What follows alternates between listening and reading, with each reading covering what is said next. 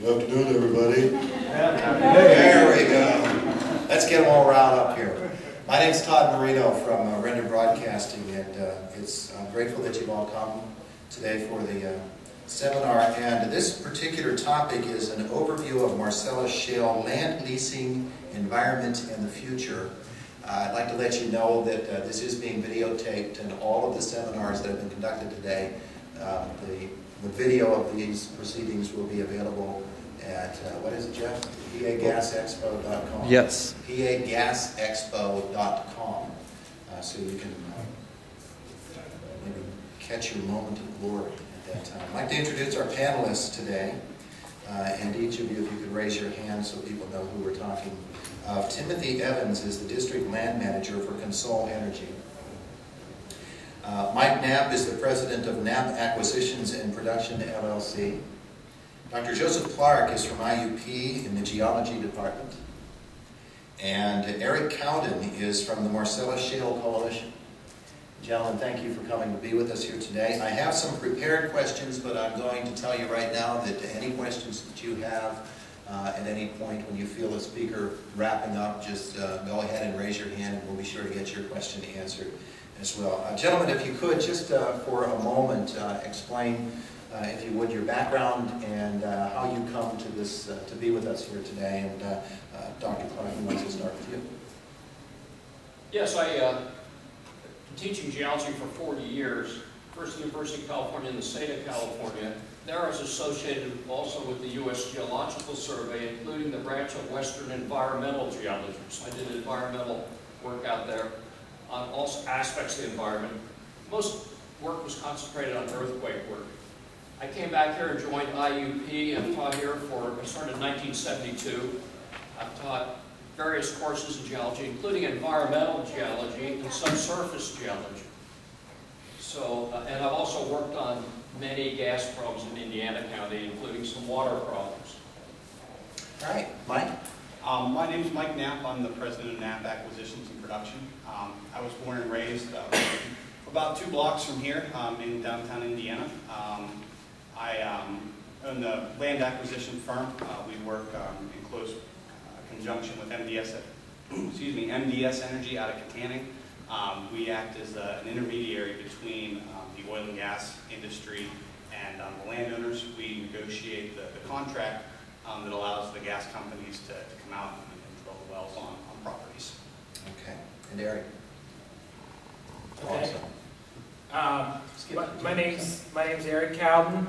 I'm with the Marcellus Shale Coalition. I'm originally from Washington County in the southwest corner of the state, where my parents and grandparents have a small farm operation.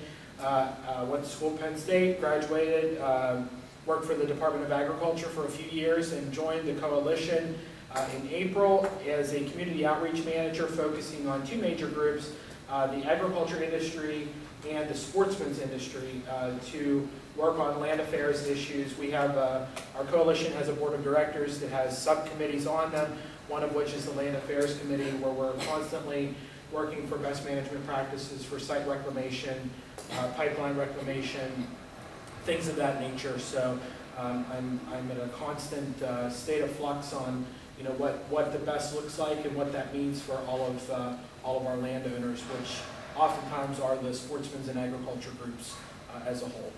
Okay. And Tim, I'm sorry. That's all right. I'm Tim Evans. I'm the District Land Manager for Consol Energy.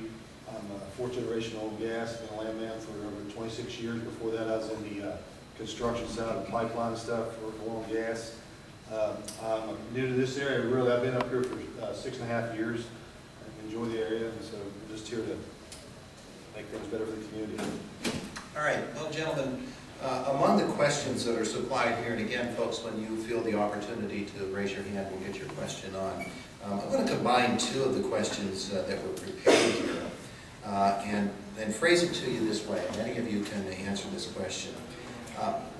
The question is phrased like this: why have not more Marcellus wells been drilled here in Indiana County? And along with that, how does the geology in Indiana County stack up against other areas that are seeing more drilling?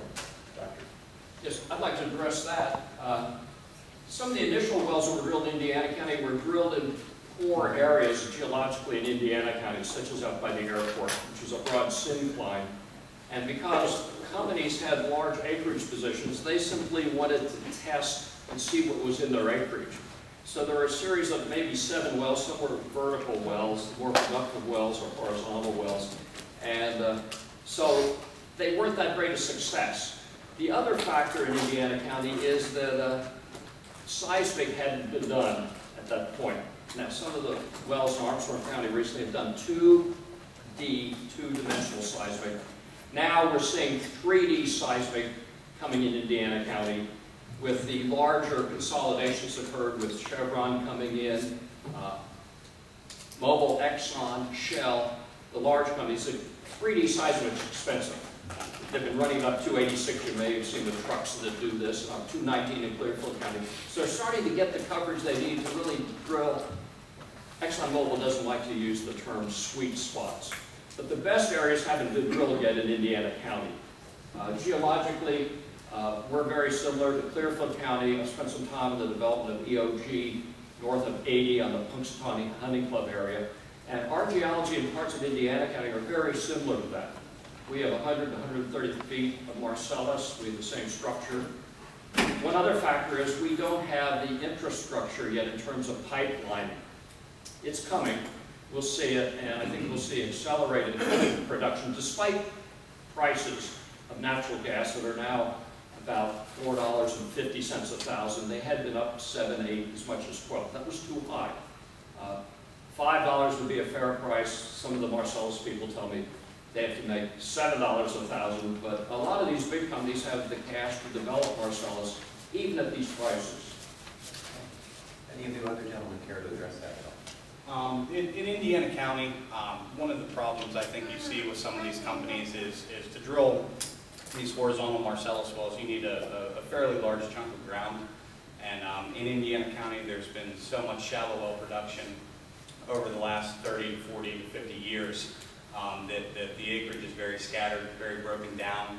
A lot of different companies hold a lot of these different properties, so it can be a little bit tougher for a company to come in and get the 400 or 500 or 600 acres of contiguous ground to be able to drill their horizontals, which is one of the reasons why I think you see a lot more development going on in areas like southwestern Pennsylvania, north central Pennsylvania, where there wasn't an abundance of shallow production, so there's a lot more open ground that's available to be leased.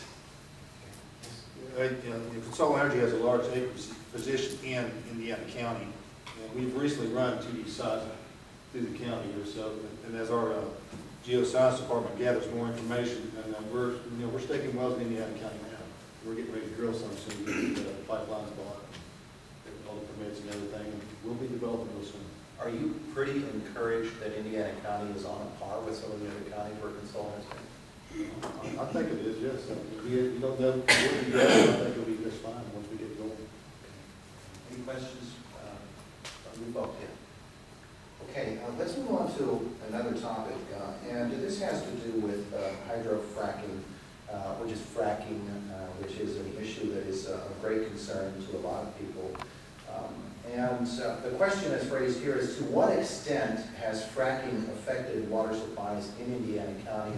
Maybe you gentlemen could also give an overview of, from your standpoint, the potential for fracking and what it could do to water tables in Indiana County. Go ahead. I'd like to address that because I've been concerned with, in the early 80s, when there was pollution of water supplies, including the Glen Campbell Borough water supply had barium pollution, and we were told we couldn't drink the water. And I wondered what caused this.